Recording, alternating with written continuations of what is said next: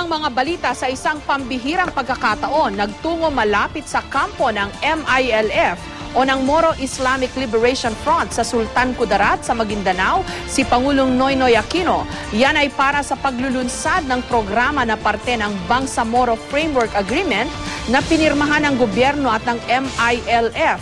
May report si Maki Pulido. Sa loob ng 4 na dekadang rebelyon ng Moro Islamic Liberation Front, naramdaman daw ng MILF na sa pagkakataong ito, mas malapit na nilang makamtan ang tunay na usapang pangkapayapaan. Bago magtanghali, dumating sa Bangsamoro Leadership and Management Institute Training Center sa Sultan Kudarat sa Maguindanao ang Pangulo. Malapit lang ito sa Camp Darapanan, isa sa pinakamalaking MILF camp. Doon inilunsad ang Sadyahatra Bangsamoro, kung saan binigyan ng PhilHealth cards, scholarship at cash for work ang mga miyembro ng MILF. Ang paglulunsad na ito ay bahagi ng Framework Agreement on Bangsamoro na nilagdaan ng MILF at gobyerno noong isang taon para sa pagtatayo ng isang Bangsamoro political entity sa taong 2016. Kapayapaan o kasiyahan daw ang ibig sabihin ng Sadyahatra. Puhunan daw ito para tumibay ang tiwala ng isa't isa habang inaayos ang isang comprehensive peace agreement. Siguro naman pag natapos na po yung termino ko, baka naman may pagkalob na ho sa atin ng Diyos. No? Mag-honeymoon ho tayo siyempre. Baka maimbita ako ni Chairman at sabihin niya, dito ka muna magmerienda. At turista na tayo sa ARM dahil gano'n nakatahimik. Palagay ko ho, bago ako bumaba sa pwesto, ang magiging problema natin, iba na ho. Hindi na puputukan. Ang problema natin, traffic. Baka ang problema na ho natin, pag peace and order, hindi na po kidnapping. Baka bank hold up dahil marami na pong pera dito sa lugar niyo. We cannot mislead you and lure you into investing the hard-earned money of your taxpayers into development without the assurance of durable peace.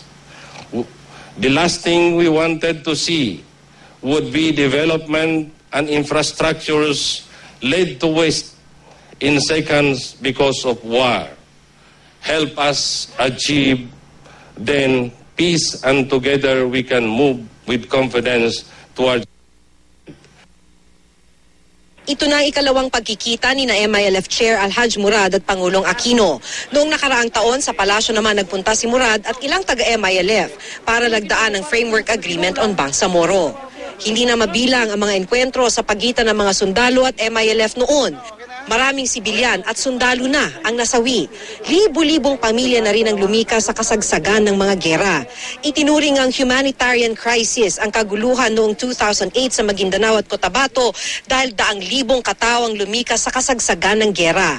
Pero sa pagpunta ni Pangulong Aquino malapit sa kampo ng MILF, kasama ng mga sundalo at ng mga pulis ang MILF sa paglatag ng kanyang seguridad sa lugar.